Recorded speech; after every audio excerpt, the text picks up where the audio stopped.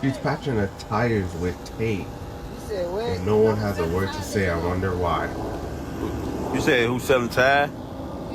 Yeah. Yeah, here. There's a tire shop down the street, y'all. Literally right down the street. You Fuck this shit. gotta turn that power up some more. Yeah, fuck this shit. They need to turn it off. Make sure that shit hold. Make sure that shit hold now. That window out. Make sure that shit hold. Make sure that shit stick. That window out. Yeah, this You is taped up. bitches. This isn't a car problem. This is a life unraveling on four wheels. But in a world where saying something might be offensive, most of us just watch. The real question here is, would you say something or would you just stand there like they did, you know?